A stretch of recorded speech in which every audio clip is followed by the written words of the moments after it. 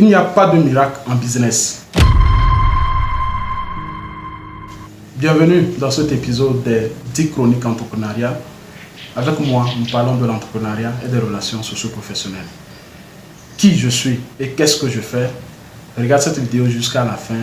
Certainement, tu vas constater et je te confirmerai cela. Toute chose qu'on fait en entrepreneuriat et à laquelle on tombe sur un résultat concret est déterminée par un fait scientifique, sinon est explicable. Tout ce que vous aurez à faire en entrepreneuriat pour pouvoir avoir des résultats, être optimal ou beaucoup plus exponentiel, est toujours un fait scientifique ou peut-être simplement expliqué. Juste pour dire qu'il n'y a pas de miracle en entrepreneuriat. Et pour ce faire, j'ai préparé 2 grands mécanismes qui te permettront de pouvoir avoir des résultats et non rester pour attendre un miracle. Le premier mécanisme, le planning. Le planning est un processus par lequel il faut détailler, ou sinon, je ferai une tautologie pour dire planifier son programme, prévoir ses activités, prévoir un certain nombre de choses par lesquelles il faut passer pour pouvoir avoir des résultats. Et comme on le dit souvent, qui va loin ménage sa monture. Je vais te proposer alors 4 types de planning minimum avec lesquels tu devras faire planifier ta structure, ton entreprise, soit tes activités, afin d'avoir de meilleurs résultats. Le premier exercice de planning que je te propose, c'est le planning d'activité. Le planning d'activité est ce qui te permet en réalité de pouvoir prévoir, je vais toujours utiliser le même mot prévoir durant toute cette vidéo, de pouvoir prévoir tes activités que tu dois mener. Tu peux le faire de manière annuelle, semestrielle, trimestrielle, mensuelle, hebdomadaire, voire même journalière. Maintenant, le seul conseil que je peux te donner, c'est de le faire de manière détaillée. Il faut faire un planning de manière détaillée afin que tu puisses savoir ce que tu as à faire du jour au jour ou sinon d'heure par heure, je dirais. Donc, fais ton planning d'activité, énumère toutes ces activités que tu auras à faire aujourd'hui, demain et tout au long d'une période donnée. À toi de voir comment est-ce que tu peux la détailler ou comment est-ce que tu peux planifier certaines de tes activités. Le deuxième type de planning que je te propose, c'est le planning budgétaire. Le planning budgétaire, tu l'aurais compris, parle beaucoup plus d'argent, beaucoup plus des finances. Dans la vie courante, lorsqu'on a de l'argent et qu'on l'utilise, tu comprends que sans planning, souvent il arrive qu'on se demande, mais qu'est-ce que j'ai fait avec mon argent? Je n'arrive pas à comprendre. J'avais tout à l'heure de l'argent, mais j'avais de cela quelques jours de l'argent, mais je viens d'épuiser sans réellement savoir ce que je fais avec cet argent.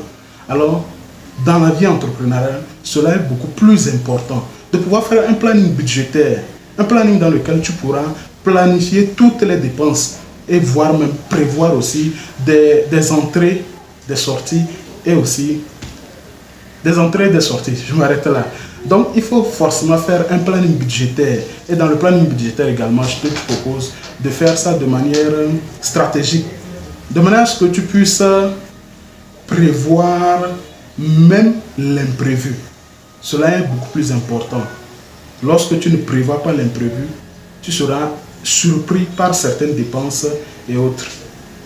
J'ai connu il y a de cela quelques années une merveilleuse fille qui prenait du plaisir à écrire toutes ses dépenses dans son cahier. Elle écrivait beaucoup de choses qu'elle faisait. Lorsqu'elle paie même l'arachide, elle écrit. Et cela m'avait beaucoup intrigué à l'époque parce que bon, je voyais ça vraiment extraordinaire. Avec le temps, j'ai compris le système pour lequel elle s'y donnait et le pourquoi d'ailleurs elle le faisait. Et d'ailleurs, j'ai fini même par comprendre qu'elle manquait aussi quelque chose, c'était de prévoir ses dépenses avant de les écrire. Donc, fais un planning budgétaire et tu verras les résultats qu'il y a. Le troisième planning, c'est le planning des bilans. Le planning des bilans est ce planning que tu fais pour pouvoir constater et vérifier tes résultats que tu as. Lorsque tu fais un planning d'activité, un planning de budget, il faut forcément faire un planning de bilan. Et le planning de bilan également, tu vas devoir le faire de manière séquencée. Prévoir des plannings. Tu te dis, à telle semaine, je veux atteindre cet objectif. ce bilan, j'aimerais faire ce bilan. Et lorsque cette semaine ou bien cette période arrive, tu essaies de faire ce bilan de manière constatatoire, je vais le dire. Et ensuite, quand tu prévois ce bilan, à la date arrivée, tu fais également un bilan qui impose. Le quatrième, le dernier, je dis bien 4 types de planning minimum. Le quatrième, le dernier, c'est le planning visionnaire. Lorsqu'on a une structure ou une entreprise, il faut forcément avoir ce que c'est qu'une vision. Et lorsque tu as une vision, il faut forcément également l'étaler sur une période, tout comme les autres plannings. Sauf qu'ici, le planning visionnaire se fait aussi de manière détaillée, mais aussi beaucoup plus de manière globale. Lorsque je fais mon activité, où est-ce que je me vois d'ici tant, d'ici tant, d'ici tant? Je pourrais prendre des exemples. Où est-ce que je me vois d'ici 3 mois, d'ici 6 mois, d'ici 1 an? Quels sont les objectifs que je veux atteindre? À quel palier ou à quel standing je veux arriver? Et le planning visionnaire est forcément important de le faire. Alors, fais ces 4 types de planning. Ainsi, tu verras les résultats au fil du temps. Tu ne peux pas les constater maintenant, mais au moins, tu sauras où est-ce que tu vas et au moment arrivé, tu verras si tu es arrivé ou pas. Le deuxième mécanisme que je te propose maintenant, c'est de mettre sur pied un système bien structuré. Qu'est-ce que j'appelle par système bien structuré? De mettre un certain nombre de mécanismes qui peuvent permettre ton entreprise de fonctionner en réalité sans toi. De manière à ce que lorsque tu es pris ailleurs ou tu es occupé dans certaines autres activités, tu puisses que tes entreprises-là soient toujours en train de fonctionner malgré tes occupations externes. D'ailleurs, pour mieux t'expliquer cela, je vais plutôt prendre 4 bonnes raisons pour lesquelles tu devras mettre sur pied un système bien structuré. La première raison pour laquelle il faut mettre sur pied un système bien structuré est le fait de ne pas être esclave de sa propre entreprise. Lorsque tu mets sur pied en réalité une entreprise, c'est de pouvoir atteindre une certaine liberté. Contrairement aux salariés, un salarié est dépendant des horaires et des activités de la structure qu'il embauche.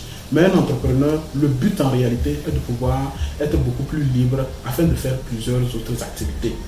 Et mettre sur pied un système bien structuré, je précise, t'amène à pouvoir être indépendant de tes activités.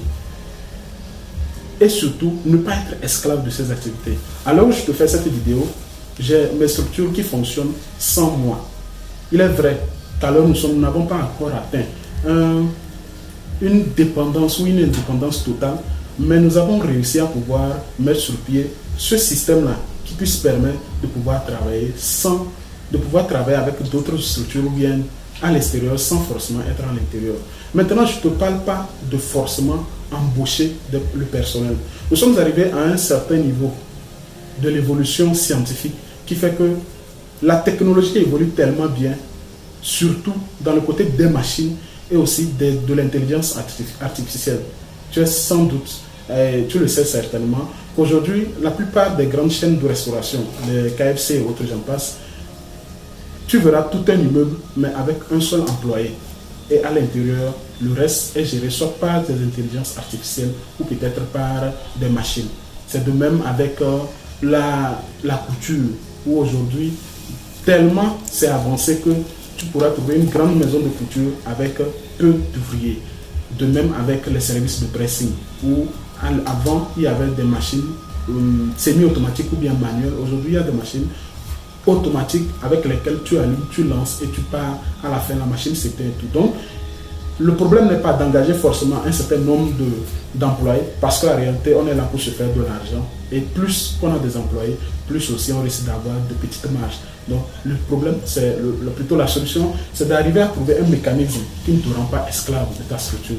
La deuxième raison pour laquelle il faut mettre sur pied un système bien structuré, c'est de laisser un héritage à nos enfants. Lorsque tu mets sur pied un système qui est assez structuré, ça te permet de pouvoir ficeler des choses pour qu'ils soient assez automatiques.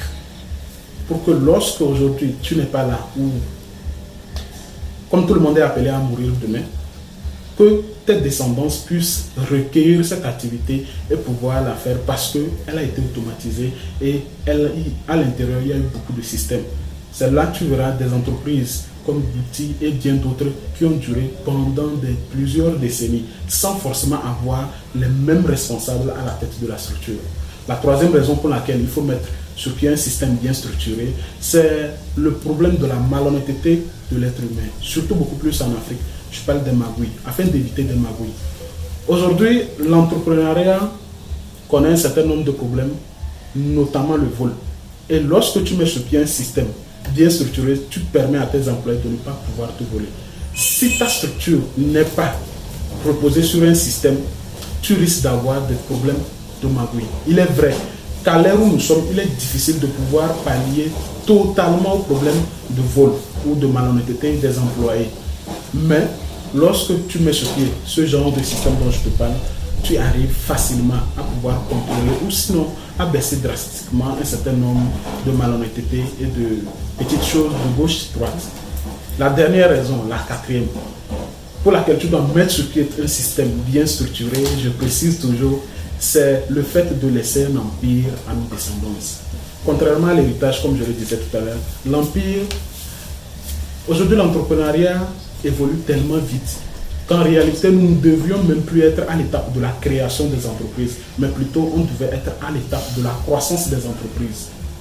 Parce que il ne sert à rien de créer sa petite structure et de ne pas pouvoir l'élargir de manière exponentielle afin que nos enfants puissent en bénéficier et faire plus que ça. Il est aberrant, sinon bizarre, je vais dire, que tu puisses créer une entreprise et demain qu'elle soit fermée, que ton enfant vienne refaire la même chose. Donc, mets sur pied un système qui puisse maintenir, solidifier ton entreprise, ta structure, pour qu'elle puisse vivre assez longtemps dans le temps. Joseph Paul Boudjona, pour te bousculer, à prendre des décisions, à passer à l'action et surtout t'accompagner jusqu'au sommet.